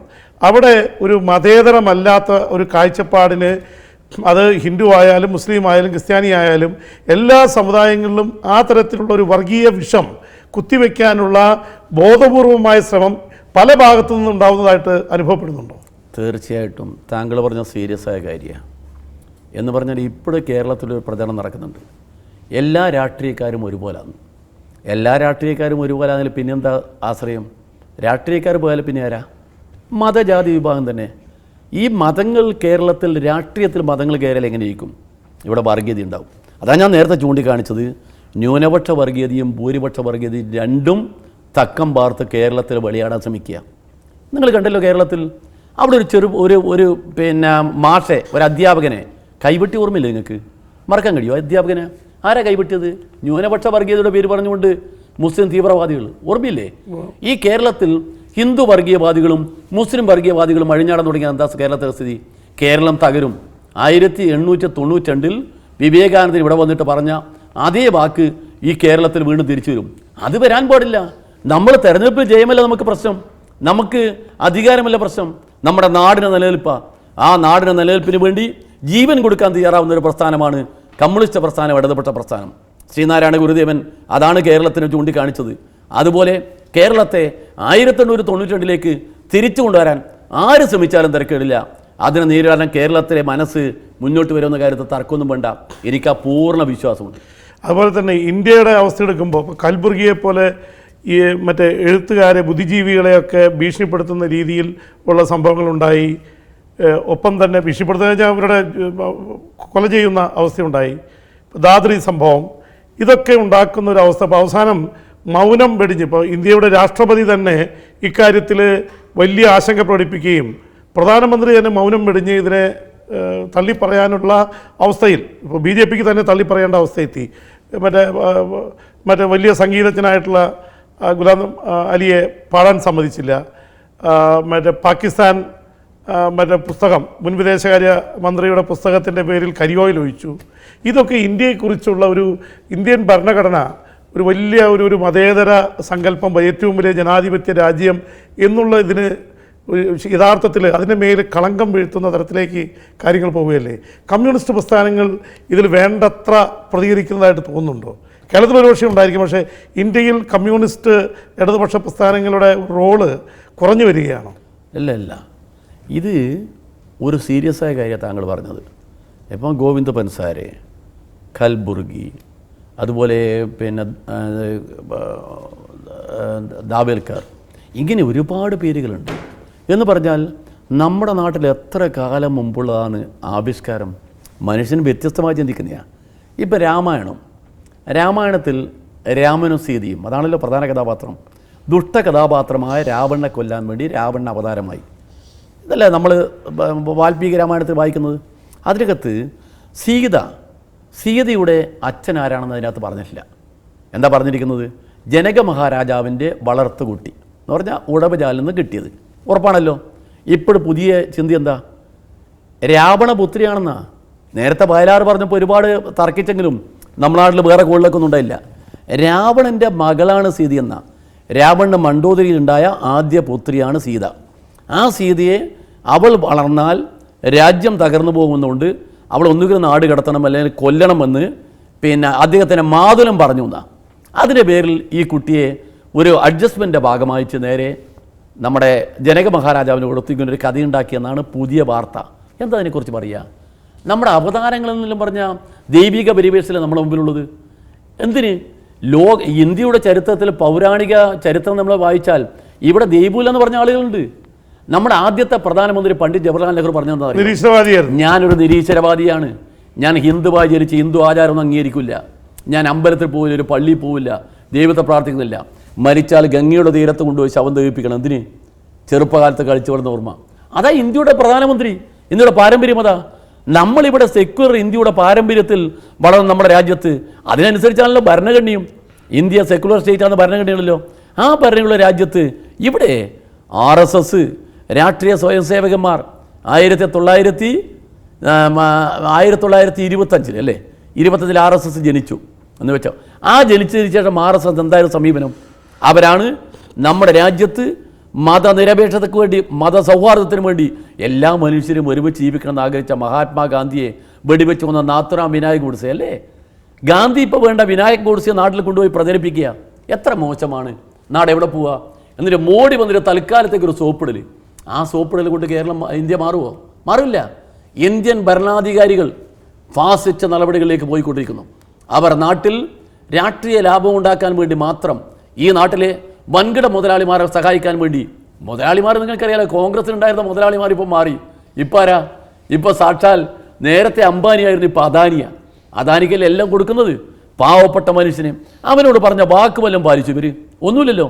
ഹിന്ദുവിൻ്റെ പേര് പറയല്ലേ. പാവപ്പെട്ട ഹിന്ദുക്കളോട് പറഞ്ഞ വാക്ക് പാലിച്ചോ? എന്താ പറഞ്ഞത്? ഗ്രാമീണരെല്ലാം വരും, നിങ്ങളെല്ലാം ബാങ്ക് അക്കൗണ്ട് തുടങ്ങുമോ, നിങ്ങൾക്കെല്ലാം ബാങ്കിൽ വെച്ച് 15 ലക്ഷം റുപ്യ ഫ്രീ ആയിട്ട് ഞാൻ തരും. എവിടെ പോയി പൈസ? ചായക്കടക്കാരൻ്റെ മകനല്ലേ അല്ലേ? ചായക്കടക്കാരൻ്റെ മകനാണല്ലോ. ഇന്നിവിടെ എത്തി ചായക്കടക്കാരൻ്റെ മകൻ. 10 ലക്ഷത്തിൻ്റെ കോട്ടിടുന്ന ലോകത്തിലെ ഏറ്റവും വലിയ സമ്പന്ന രാജ്യങ്ങളെ കടത്തി വെട്ടിക്കൊണ്ട് ഇന്ത്യയുടെ പ്രധാനമന്ത്രി പോയി. പറന്നു കിടക്കുക ഇന്ത്യയിൽ. അതുകൊണ്ട് ഇന്ത്യയിൽ ആവിഷ്കാര സ്വാതന്ത്ര്യം മനുഷ്യനുള്ള അവകാശമാണ്. നമ്മുടെ നാട്ടിൽ എന്തെല്ലാം ഉണ്ടായിരുന്നു നിങ്ങൾക്ക് ഓർമ്മയില്ലേ? പഴയ കാലത്ത് ഇവിടെ എഴുതിയിരിക്കുന്ന കൃതികൾ എന്തെല്ലാം കൃതികൾ എഴുതി? ആ കൃതികൾ ആർക്കെല്ലാം അഭിപ്രായ വ്യത്യാസമുണ്ടോ? എല്ലാ കാര്യങ്ങളും ചർച്ച ചെയ്യണം, അനിവാര്യമാണ്. എന്നാൽ ഇന്ത്യയുടെ പൗരാണിക പാരമ്പര്യത്തിന് ദൈവമില്ലെന്ന് പറഞ്ഞവർ നിങ്ങൾക്ക് ഓർമ്മയുണ്ടാവും. കണാദനും കപിലനും ചാർവാകനും ഇതൊക്കെ ഇന്ത്യയിലുണ്ടായിരുന്നതാണ്. ഇതൊക്കെ മറന്നു പോയിക്കൊണ്ട് കളിക്കുന്നതിൽ വല്ല കാര്യമുണ്ടോ? അപ്പോൾ ഇത്രയും ഗൗരവമായിട്ടുള്ള കാര്യങ്ങൾ ചർച്ച ചെയ്യുന്നതിൻ്റെ ഇടയ്ക്ക് അവസാനമായിട്ട് താങ്കളൊരു നല്ല ഫുട്ബോൾ കളിക്കാരനായിരുന്നു. കണ്ണൂർ ലക്കി സ്റ്റാർസിന് വേണ്ടി ജേഴ്സി അണിഞ്ഞിട്ടുണ്ട്, ഒരുപാട് കളിച്ചിട്ടുണ്ട്. ഇപ്പോഴും ഫുട്ബോളിനെ എന്താ പറയുക, ഫുട്ബോൾ ഭ്രാന്തൻ എന്ന് ഞാൻ വിളിക്കുന്നില്ല, എന്നാൽ ഒരു ഫുട്ബോൾ ഒപ്പം തന്നെ സിനിമ കാണുന്നത് ഇഷ്ടപ്പെടുന്നതാണ്. ഇപ്പോൾ താങ്കളുടെ നാട്ടിൽ നിന്നുള്ള സിനിമകളാണ് ഇപ്പോൾ ആൾക്കാർക്ക് വലിയ ഇഷ്ടപ്പെട്ട് വരുന്നത്. ഇപ്പോൾ തട്ടത്തിൻ മറയത്ത് വന്നപ്പോൾ ഒരു മുസ്ലിം പെൺകുട്ടിയെ ഒരു ഹിന്ദു യുവാവ് പ്രേമിക്കുന്നതായിരുന്നു അതിലെ പ്രമേയം. ഇപ്പോൾ വന്നിട്ട് എന്ന് നിൻ്റെ മൊയ്തീനിൽ ഒരു മുസ്ലിം യുവാവിനെ പ്രേമിച്ച ഹിന്ദു പെൺകുട്ടി, അവർ തമ്മിലുള്ള പ്രണയം സഫലമായില്ല. അതിപ്പോൾ ഒരു വലിയ സെൻസേഷനായിരിക്കുന്നു. അപ്പോൾ യഥാർത്ഥത്തിൽ ഈ ഇങ്ങനെയുള്ള പടങ്ങളൊക്കെ മലബാറിൻ്റെ ഒരു മനസ്സ് കേരളത്തിന് മുഴുവൻ മനസ്സായി മാറുന്നത് ഇന്നും കേരളത്തിൽ ഈ മതേതര സങ്കല്പത്തിന് വലിയ വളക്കൂറുണ്ട് എന്നുള്ളതിൻ്റെ സൂചനയല്ലേ പുതിയ ജനറേഷനിൽ? തീർച്ചയായിട്ടും. പുതിയ ചെറുപ്പക്കാർ ഏറ്റവും കൂടുതൽ കാണുക എന്ന് നിൻ്റെ മൊയ്തീൻ. ഞാൻ ആ സിനിമ കാണാൻ വേണ്ടി പോയപ്പോൾ ഒന്ന് നോക്കി, എല്ലാം ചെറുപ്പക്കാരാണ്. ആ മൊയ്തീൻ ഇതിന് ഒരു പഴയ ചരിത്രമുണ്ട്. 15ഓ 16ഓ നൂറ്റാണ്ടിലാണ് കണ്ണൂരിലുണ്ടായിരുന്ന 2 തമ്പുരാക്കന്മാർ, 2 രാജകുടുംബം. ഒന്ന് അറക്കലും ഒന്ന് ചിറക്കലും. അറക്കൽ ബീവിയുടെ കാര്യം ഞാൻ നേരത്തെ പറഞ്ഞല്ലോ. അറക്കൽ ബീവിയെ പ്രണയിച്ചു ചിറക്കൽ രാജ്യത്തിലെ ഒരു ചെറുപ്പക്കാരൻ. ആ പ്രണയിച്ചതിനെ കുറിച്ചൊരു കഥയുണ്ട്. ആ പ്രണയിച്ചത് അറക്കൽ ബീവി കുളത്തിൽ കുളിക്കാൻ ചെന്നപ്പോൾ കുളത്തിൽ മുങ്ങി മരിക്കാൻ പോയായിരുന്നു. അപ്പോൾ ഈ ചെറുപ്പക്കാരൻ രക്ഷപ്പെടുത്തുക. ആ രക്ഷപ്പെടുത്തണമെങ്കിൽ ചെറുപ്പക്കാരൻ അവിടുന്ന് എവിടെന്നെങ്കിലും ഒളിഞ്ഞു നോക്കണ്ടേ? അത് വേറൊരു കഥ. ഒളിക്യാമറ ഇല്ലാതുകൊണ്ട് ആ കഥയൊന്നും ഇവിടെ ഇല്ല. എന്തായാലും അറക്കലും ചിറക്കലുമുള്ള ചെറുപ്പക്കാരനും ചെറുപ്പക്കാരിയും തമ്മിൽ പ്രണയത്തിലായപ്പം നാട്ടിൽ വലിയ ഭൂകമ്പം പോലെയാണ്. എന്നാൽ 2 രാജാക്കന്മാരും മനസ്സറിഞ്ഞ് 2 പേർ തമ്മിലുള്ള കല്യാണം കഴിച്ചു കൊടുത്തു. അതാ പഴയ കഥ. ഇവിടെ എന്താ? ഇവിടെ നിങ്ങൾക്കറിയാം, മൊയ്തീൻ നിങ്ങൾ കണ്ടാൽ അതിൻ്റെ അകത്ത് എന്താ? അതിൻ്റെ അകത്ത് അവസാനം അച്ഛൻ ആദ്യം എതിർത്തിരുന്നെങ്കിലും അവസാനം അച്ഛൻ മനസ്സിന് ദുഃഖം കൊണ്ട് അച്ഛൻ മരിച്ച് അച്ഛൻ അവനെ കൊല്ലാൻ നോക്കിയതാണ്. എന്നിട്ട് മരിച്ച് അവസാനം അമ്മ ഈ പെൺകുട്ടിയെ കൂട്ടിക്കൊണ്ടുപോകാൻ വീട്ടിലേക്ക് ഉമ്മ വന്ന് കൂട്ടിക്കൊണ്ടുപോകും. നാട്ടിലൊരു കോലാഹലം ഇല്ലല്ലോ. അതിൻ്റെ പേരിൽ ഹിന്ദുവും മുസ്ലിം തമ്മിൽ വല്ല കലാപം ഉണ്ടായോ നാട്ടിൽ? ഇല്ല. മലപ്പുറത്ത് നിങ്ങൾ ആലോചിക്കേണ്ട, മലപ്പുറത്തല്ലേ, കോഴിക്കോട് എന്ന് പറഞ്ഞാൽ മലപ്പുറത്തിനടുത്ത് ഇങ്ങനെ ഉണ്ടായി. അതൊരു സംഭവമാണ്. അപ്പം നമ്മുടെ നാട്ടിലെ മനസ്സെന്താ? ഹിന്ദുവും മുസൽമാനും കല്യാണം കഴിക്കുന്നതിന് ജനങ്ങളെതിരല്ല. ഇത് ഉണ്ടാക്കുന്ന ആരാ? വർഗീയ ഭ്രാന്തന്മാരാ. ആ ഭ്രാന്തന്മാർ 2 ഭാഗത്തുണ്ട്. ഈ 2 ഭ്രാന്തന്മാരും നമ്മുടെ നാടിന് ആപത്താണ്.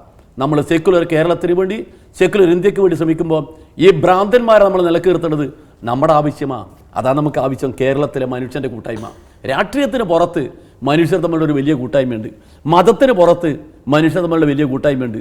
അത് മതനിഷേധമല്ല, ദൈവനിഷേധമല്ല. ആ കൂട്ടായ്മ മനുഷ്യൻ്റെ സ്നേഹത്തിന് വേണ്ടി, നന്മയ്ക്ക് വേണ്ടിയാണ്. ആ കൂട്ടായ്മയ്ക്ക് വേണ്ടി നമ്മൾ ഒരുമിച്ച് നിൽക്കേണ്ടത്. അതാ മൊയ്തി നമ്മളോട് പറയുന്ന കഥ. ആ കഥ നമുക്ക് ഏറ്റവും ഇഷ്ടപ്പെട്ട് ചെറുപ്പക്കാർ ഞാൻ ധരിച്ച് പ്രേമം കണ്ടതിന് ശേഷം ചെറുപ്പക്കാരുടെ മനസ്സ് മാറിപ്പോയിന്ന പ്രേമം മറ്റൊരു ട്രെൻഡാണ്. ഇവിടെ മറ്റൊരു ട്രെൻഡാണ്. ഈ ട്രെൻഡ് കേരളത്തിലെ മനുഷ്യർ ഇഷ്ടപ്പെടും, സ്വീകരിക്കുന്നത് ഇപ്പോൾ ഉറപ്പായല്ലോ. ഇപ്പോൾ വന്നല്ലോ. ചെറിയ കാശ് കൊണ്ട് എടുത്തൊരു ഫിലിം കോടാനുകോടി രൂപയുടെ ലാഭമുള്ള ഒരു ഫിലിമായി മാറി. അത് നമ്മുടെ നാടിനൊരു നന്മയാണ്. ശ്രീ പന്ന്യൻ രവീന്ദ്രൻ ഹൃദയം തുറന്ന് സംസാരിക്കുകയായിരുന്നു. രാഷ്ട്രീയത്തിലെ അതേ സ്പിരിറ്റ് തന്നെ ഫുട്ബോളിനോടും സിനിമയോടും കലകളോടൊക്കെ സൂക്ഷിക്കുന്ന ഒരു ജനകീയനായ നേതാവ്. അദ്ദേഹം ഒരുപാട് കാര്യങ്ങൾ ഇവിടെ പറഞ്ഞു. പഞ്ചായത്ത് മുനിസിപ്പൽ തെരഞ്ഞെടുപ്പിൽ ഇടതുപക്ഷ പ്രസ്ഥാനങ്ങൾ ജയിക്കുമെന്നുള്ളത് തീർച്ചയായും ഒരു കമ്മ്യൂണിസ്റ്റ് നേതാവ് എന്ന നിലയിൽ അദ്ദേഹത്തിൻ്റെ വലിയ ആത്മവിശ്വാസമാണ്. പഞ്ചായത്ത് തിരഞ്ഞെടുപ്പിൻ്റെ ഈ ചൂടിൽ നിൽക്കുമ്പോഴും ഫുട്ബോളിനെക്കുറിച്ചും സിനിമയെക്കുറിച്ചും അതേക്കുറിച്ചൊക്കെ സംസാരിക്കാൻ ഇഷ്ടപ്പെടുന്ന ജനകീയനായ ശ്രീ പന്ന്യൻ രവീന്ദ്രന് പ്രത്യേകം നന്ദി. നമസ്തേ. Thank U.